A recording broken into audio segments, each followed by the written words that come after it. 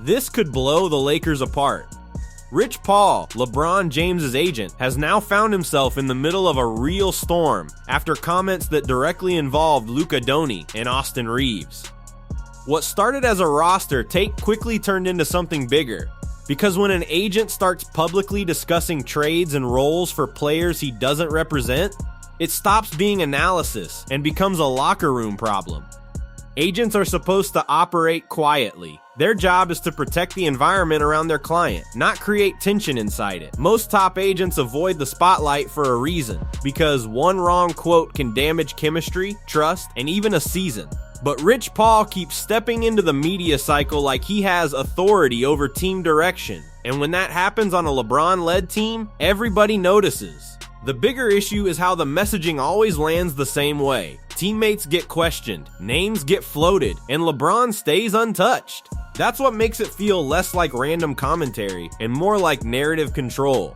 The Lakers are already dealing with pressure, and the last thing they need is outside voices creating internal division. I personally don't think the Lakers are good enough to be contenders right now. Not right now. When you say contenders, what do you mean? I don't think they have enough to get to the Western Conference Final. Then things got even messier. Rich Paul didn't just throw out one comment and disappear. He stayed in the spotlight and kept pushing talking points. And once an agent publicly frames teammates as the issue, it's almost impossible to undo that damage. Because players don't hear those statements as opinions. They hear them as warnings about how they're viewed inside the power circle. Now Luka is getting hit with the same old angle, defense. But the timing is what makes it explosive. Luka is carrying major offensive responsibility, putting up elite production, and still the public focus gets steered toward what he doesn't do, not what he does. That's the kind of criticism that can create resentment fast, especially when it's coming from the inner circle around the team's top star. If it was the Lakers, I would probably be targeting the Memphis Grizzlies as a trade partner for Jaren Jackson. Yeah, that'd be a great fit. I would. For whom? You could say, let me withhold that, but this comes with a... And it didn't stop with Luka. Austin Reeves got pulled into it too. Trade talk, role talk, and public comparisons that made it sound like he should simply accept less. But Reeves isn't a random rotation player. He's someone who built his reputation the hard way, earned trust in big moments, and became a real piece of what the Lakers do.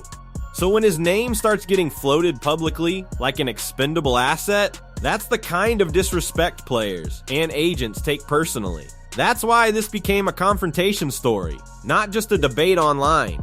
In the NBA, public trade packaging is basically a slap in the face. And when it comes from someone with major influence, it hits even harder. I think that's unfair to Austin. Yeah. I think this kid has shown that he can be, a go-to guy on the winning team. He's improved every single season. This is where the situation boiled over. The pressure had been building for weeks, and eventually it snapped during the Lakers vs. Hawks game, right at halftime. The report in this video is that the confrontation happened near the sideline and got serious enough that staff had to step in. At that point, it was clear this wasn't just podcast talk anymore. It was actively threatening team morale and chemistry. With his growth and the way he's continuing to improve and the trajectory that he's on right now, I have to disagree. I think he's earned the right to be a starter. I think he's a household name at this point in his career, and I think he only continues. From there, the story turns into something bigger than one moment. It becomes about power, who gets protected, who gets blamed, and how narratives get shaped around a LeBron team. The Lakers are in a delicate spot, talent on paper, tension in reality, and if they don't control the noise will control them. Anytime you say anything about Bron, people call you and say, hey man, you might want to chill. I know you got some funny stories and shit. So I know ain't nothing getting by. They hold camp. They run the league. The deeper layer is the history behind all of this. Rich Paul's rise, Clutch's influence, and the way LeBron's circle has moved through the league for years has always been controversial. But when that influence starts colliding with a new era of Lakers leadership, where Luka is positioned as a centerpiece and Reeves is a key contributor, conflict becomes inevitable.